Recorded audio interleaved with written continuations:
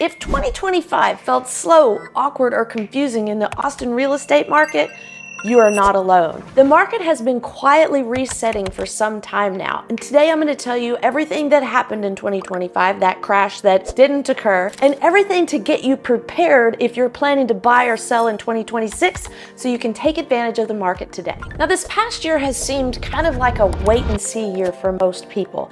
If you didn't have to move, most people didn't. But in real estate, people always have to go. There's expansion, contraction, divorce, marriage, babies, you get the drift. Anyway, let's take a look at the graphs here so you can see exactly what happened and stop reading these sensationalized headlines that make it look like the sky is falling. Take a look. This graph here tells the story of the last 15 years of what's been happening. So you can see how over time real estate is always appreciating. But we had a blip. I mean, we had a worldwide global health crisis. So we look back here to 2018, rates were about 4.5%. Then rates started going down even lower. And then in 2020, we all know what happened. In the spring of 2020, COVID hit, and it created the absolute perfect storm. Everyone thought that there was never going to be another house to buy. There was scarcity in the market. And look at what rates were doing. Down, down, down, below 3% into 2021. So from 2019 to 2020, we had a 12% increase in median closed price in Austin. That's huge. But wait, in 2021 to 2022, it jumped 31% more. So no market can handle that kind of appreciation without some type of correction. So we were here at our lowest in 2021 with interest rates below 3%. Then they start ticking upwards. In addition, prices are still heading upwards. So when we went 2022, they jumped another 8%. Here comes the rates coming up too, now over 6%, now over 7% for 2023. So take your buyer that perhaps was looking in 2021 and got pinched out because there were so many multiple offers they could never get a house. Now we have all of this appreciation and on top a 7% interest rate, more than double what the interest rate was a year ago. So that is what caused the lull in the market the last few years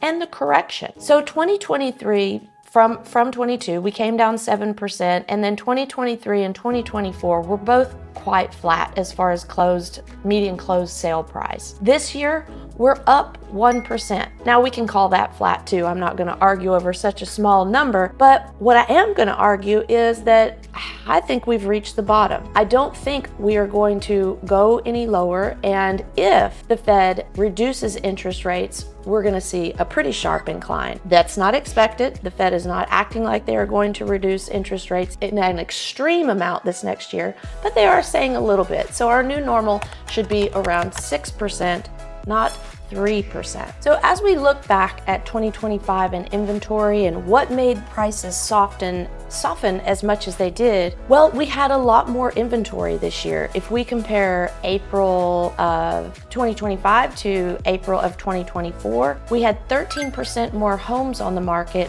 this April. And in October, we had 18% more homes on the market. And what that means is there's more negotiation for buyers. When there's more inventory to choose from, buyers have more choices and they can negotiate. And that looks like interest rate buy downs. That looks like seller concessions towards buyers' closing costs. And then in addition, that just looks like lower cost, lower price for the entire home.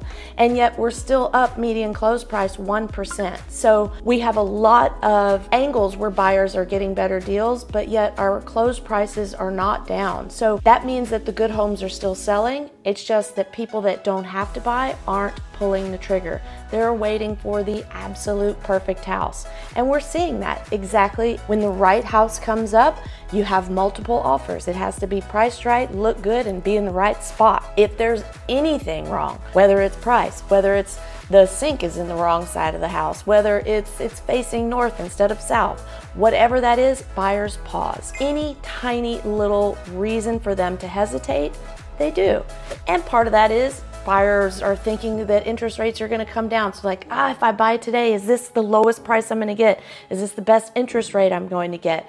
So these are all the reasons that we're seeing an excess in inventory. But look what's happening just now. When we look at our new pending sales in October and November, we were ahead of last year. And pending sales are usually what tells us the future. That's the first sign of the market thawing out just a little bit. So if we compare October this year to October last year, we have 9% more pending sales. If we compare November this year to November last year, we have 4.5% more sales. These aren't astronomical numbers, but they are numbers that are moving us in a direction where I think we're going to see more positive activity in the near future. And currently in this more of a balanced market that we're seeing between buyers and sellers, what we use as kind of a measurement or a gauge, between 4 and 6 months is a balanced market. Austin, we kind of edge more towards 4 months. The state of Texas edges more towards 6 months. Austin's just more popular, that's why. So right now in Central Texas, we're at about 6.3 months of inventory. And then here in Austin proper, we're just under 4 months of inventory. So that's getting us to a balanced market, not a crash market, not a boom market like some of these headlines are suggesting. So what do we see for 2026? I'm bringing out my crystal ball, making those scary projections into the future, or predictions, if you will. First of all, there is no doubt if rates come down, we will see more activity. If rates stay the same, we'll stay really close to a balanced market, and I think we're going to see that median close price hover between 1 to 2 or to 3% up for the 2026 year. In 2026, the sellers who price correctly will win. Preparation, price, that is what's going to get properties sold in 2026. And lastly, we're seeing the city bring and entice the businesses back to Austin a bit more. They're giving some more incentives like they used to. They stopped for a while. So I think this will bring back a bit more buyer demand as it brings more people into the city to move in for these jobs that the Teslas, the Dells, the Samsungs, the Apples create, Oracle, that they create throughout the city. Now, one thing is certain, we're not going to see any real estate market take off until the big companies stop laying off. And the big companies like Dell, as long as we have friends at Dell that are still worried about their job, the market is going to stay extremely flat because people don't buy when they're scared about where their paycheck is going to be coming from. And we have a lot of tech staff and tech employees in the city of Austin. Now we've gotten more well-rounded in the years with a robust healthcare system, the education system, and many, many more, but tech still does drive a large majority of our employment in Austin. And once we see tech stop laying people off, that's when we're going to see the market shoot up. So the quick advice for 2026, if you are selling, think preparation and pricing, not wishful thinking. If you're thinking about buying, there is room to negotiate. Make sure your agent gets you a good deal. And if you're just curious, I'm happy to run a no pressure check on what your house value is today. If you run into someone this season who's thinking about moving, I'd appreciate the introduction. We will take excellent care of them. Until next time, be kind to yourself and others, and I can't wait to see you around town.